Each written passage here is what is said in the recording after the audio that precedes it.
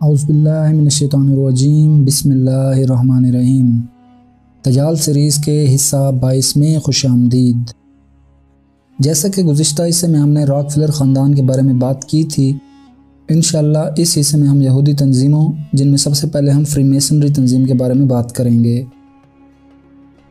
تاریخ عالم آج تک بے شمار تحریکات سے روشناس ہو چکی ہے۔ آئے دن چشم فلک کو نئے نئے ناموں سے موسوم، عجیب و غریب نظریات اور پروگراموں کی حامل طرح طرح کے لوگوں کی قیادت میں کام کرنے والی تحریکوں سے واسطہ پڑتا ہے۔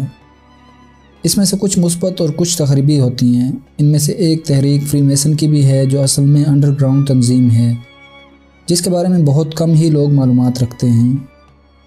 یہ تنظیم بظاہر تو سماجی رابطوں اور فلاحی کاموں، اسپتالوں، خیراتی اداروں، فلاحی اداروں، اخوت و مساوات، یتیموں کے تعلیمی اداروں کی ایک تنظیم ہے، لیکن یہ یہودیوں کی سب سے خفیہ اور خطرناک، یہاں تک کہ موساد سے بھی کہیں آگے کی ایک ایسی تنظیم ہے جس کے بہت سارے شعبے الگ الگ مختلف نوعیت کے کاموں میں مصروف رہتے ہیں۔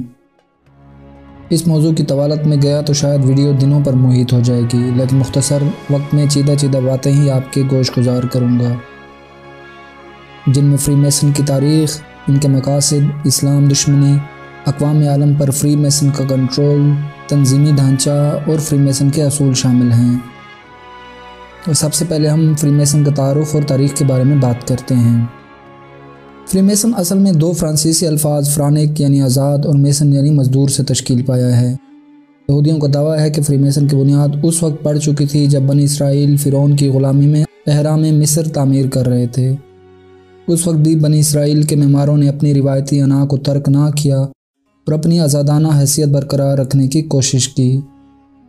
انہوں نے ملک کے اہم ذمہ داروں سے بات چیت اور اصرار کر کے اپنے آپ کو بھی جبری مزدوری سے مستثنیٰ کروا دیا، اور پھر ان فری میسن یعنی آزاد مزدوروں نے اپنے درمیان موجود فعال مزدوروں کو فن معماری سکھانے کے لیے کلاسز کا آغاز کر دیا، اور اپنے حلقے میں شامل مزدوروں کو اس بات کا پابند کر دیا کہ وہ اس حلقے سے باہر کسی اور کو اس حلقے میں داخل ہونے اور ان کی فن معماری سیکھنے کی اجازت نہیں دیں گے، تاکہ ان کا فن، ان کے اسرار اور رموز خود ان کے حلقے کے درمیان ہی رہ سکیں۔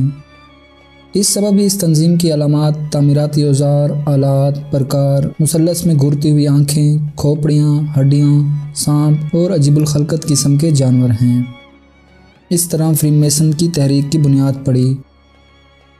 بنی اسرائیل کے زوال کے دور میں یہودی پیشوا نے اپنی جمعیت کو برقرار رکھنے کے لیے مخصوص محفلوں کا انعقاد شروع کیا، جنہیں لاج کہا جاتا ہے۔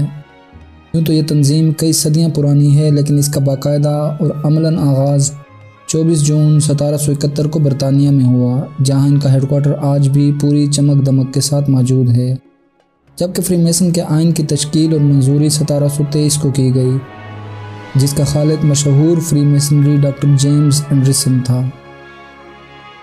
1723 سے لے کر 1750 کے دوران فری میسن نے انگلینڈ اور اس کے ارد گرد تیزی سے اپنا مقام بنا لیا۔ یہ اس وقت ہوا جب شاہی خاندان، امراء، وزراء اور اعلیٰ طبقہ فری میسن سے وابستہ ہو گیا۔ انگلینڈ میں پہلے گرینڈ لاج کے قیام اور باضابطہ طور پر نئے سرے سے نئے مقاصد و عزائم اور لاہ عمل کے ساتھ جدید فری میسن کے قیام نے انتہائی پذیرائی حاصل کی۔ فری میسنری مورخین کے مطابق 1721 میں بیلجیم، 1725 میں فرانس، 1730 میں آئرلینڈ اور 1736 میں اسکاٹ لینڈ میں گرینڈ لاج قائم کر لیے گئے، جبکہ اس وقت ان کے دفاتر دنیا بھر کے طول و عرض میں پھیلے ہوئے ہیں۔ ظاہراً اور کہیں خفیہ طور پر یہ تنظیمیں کام کر رہی ہیں۔ اب بات کرتے ہیں فری میسن کی اسلام دشمنی کی۔ یاد رکھیے کہ یہودیوں کو اپنے عالمی ایجنڈے کی تکمیل میں صرف اور صرف اسلام اور مسلمان ہی رکاوٹ نظر آتے ہیں۔ اس رکاوٹ کو دور کرنے کے لیے یہودی مسلمان ملکوں میں مسلمانوں کی نگرانی میں مختلف تنظیمات کے قیام عمل میں لاتے ہیں، جن میں تعلیمی ادارے، فلاحی ادارے، NGOs اور دیگر غیر سرکاری ادارے شامل ہیں، اور ان کے ذریعے مختلف کام کرواتے ہیں۔ ان اداروں میں کام کرنے والے مقامی خواتین و حضرات کو یہ معلوم ہی نہیں ہوتا کہ در حقیقت وہ کسی ایسے مقامی تنظیم کا حصہ ہیں جو کسی نہ کسی طرح اعلیٰ سطح پر پہنچ کر فری میسن کا ہی حصہ ہوتے ہیں۔ اس کی سب سے بڑی مثال سلطنت عثمانیہ کا زوال اور اس کے ٹکڑے ہونا ہے۔ ترکی میں اس وقت ایک مقامی تنظیم بنی جس کا نام انجمن اتحاد و ترقی یعنی committee of union and progress تھا۔ اس تنظیم نے اندر ہی اندر سازشیں کرتے کرتے مسلمانوں کے مرکز سلطنت عثمانیہ کو پارا پارا کر دیا۔ یہ غیر سرکاری تنظیم تھی تو مقامی، مگر ان کی ڈور فری میسن کے ہاتھ میں تھی۔ فری میسن میں اہم ترین اور معروف ترین تاریخ نگار وہ برطانوی فوج کا سابق عہدیدار رابرٹ فریک گولڈ ہے۔ اسے فری میسن کی جانب سے خادم اعظم کا لقب بھی دیا گیا۔ اس نے 1882 سے فری میسن کی تاریخ نگاری شروع کی اور 1885 میں اس کتاب کو شائع کیا۔ آج بھی رابرٹ گولڈ کی لکھی ہوئی تاریخ معتبر ترین مانی جاتی ہے۔ اس کی سب سے بڑی وجہ یہ ہے کہ رابرٹ گولڈ اپنے شدید مذہبی تعصب اور بالخصوص اسلام اور عربوں سے متعلق اپنی شدید نفرت کے حوالے سے معروف تھا، اور یہی وہ چیز تھی جو فری میسن کے مد نظر تھی۔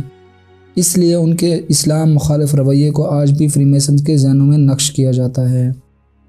1854 میں بیلجیم میں طلبہ کی ایک کانفرنس کے دوران فری میسن کے ایک تنظیمی رکن کا کہنا تھا کہ معاذ اللہ ضروری ہے کہ انسان اللہ پر غالب آ جائے، اس کے خلاف اعلان جنگ کرے، آسمانوں کو چیر دے اور انہیں کاغذوں کی طرح پھاڑ دے۔ 1903 میں ایک عالمی کانفرنس کے دوران ان کے ایک اور عہدیدار کا کہنا تھا کہ ہم پوری طاقت سے افراد میں آزادی فکر کو مضبوط کریں گے، ہم اسے انسانیت کے اصل دشمن یعنی مذہب کے خلاف ایک عام جنگ میں تبدیل کریں گے۔ فری میسن تنظیم نفس انسانی کو اپنا معبود بناتی ہے۔ وہ کہتے ہیں کہ ہم اہل دین اور ان کی عبادت گاہوں پر صرف فتح ہی نہیں پانا چاہتے، بلکہ ہمارا بنیادی مقصد انہیں نیست و نابود کرنا ہے۔ یاد رہے، امریکی خفیہ ادارے CIA میں یہودی خصوصاً فری میسنری ارکان کی اکثریت ہے، اور امریکی افواج کے وہ دستے جو عراق، بوسنیا، چچنیا، شام، عراق اور افغانستان بھیجے گئے، ان میں کثرت سے کٹر یہودی شامل ہیں تاکہ وہ اپنے مذہبی انتقام کے تحت زیادہ سے زیادہ مسلمانوں کو قتل کر سکیں۔ اب بات کرتے ہیں فری میسن کے مقاصد کے حوالے سے۔ فری میسن کے بڑے اور اہم مقاصد میں لوگوں کو ان کے مذہب سے بدظن کرنا، مختلف مذاہب کے تنقیدی مطالعے سے انتشار پھیلانا، عوام کے سامنے مذہب کو ایک خوفناک روپ میں دکھانا تاکہ وہ مذہب دشمن نہ بنے تو کم از کم سیکولر اور لبرل ضرور بن جائیں، مختلف مذاہب کے معتبرین کو لڑوانا، مذہبی ہستیوں کے خلاف ذہن سازی کرنا، جو فرقے آپس میں چپکلش رکھتے ہیں انہیں مزید زہر گھول کر آگ لگانا، ممکن ہو تو مذہبی شخصیات کو قتل کر کے خانہ جنگی سی صورتحال پیدا کروانا۔ اس کے علاوہ اخلاقیات کا خاتمہ، یہودیت کے علاوہ دیگر مذاہب و عقائد کا خاتمہ، عدم استحکام، دنیا بھر میں جاسوسی، تخریب کاری، قتل عام، اور بالخصوص مسلم ممالک میں مذہبی، معاشی اور سماجی بنیادوں پر انتشار اور اشتعال کو ہوا دینا۔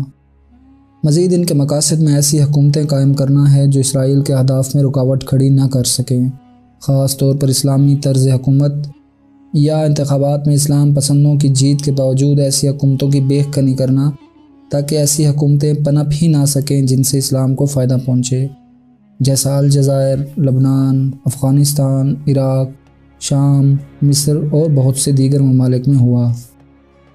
فری میسنری کا سب سے بڑا اور مضبوط ہتھیار الیکٹرانک اور پرنٹ میڈیا ہے۔ دنیا کے تمام بڑے چینلز یا تو یہودیوں کی ملکیت ہیں یا کم از کم ان کے زیر کنٹرول ضرور ہیں۔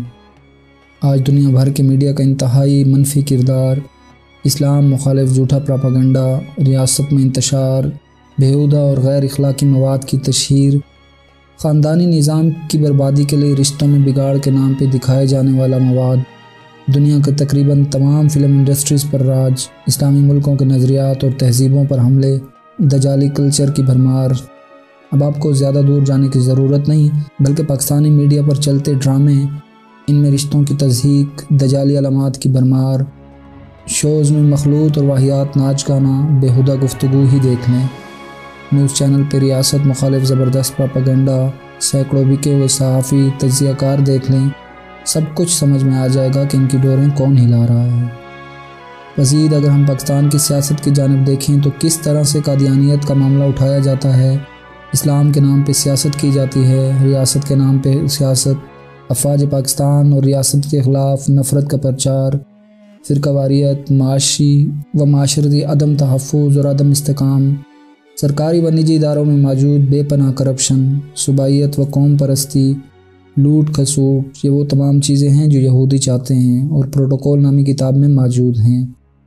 پاکستان میں گو کہ فری میسنری پر پابندی ہے، مگر کئی دین فروش ڈھکے چھپے ان کے لیے خدمات سر انجام دے رہے ہیں۔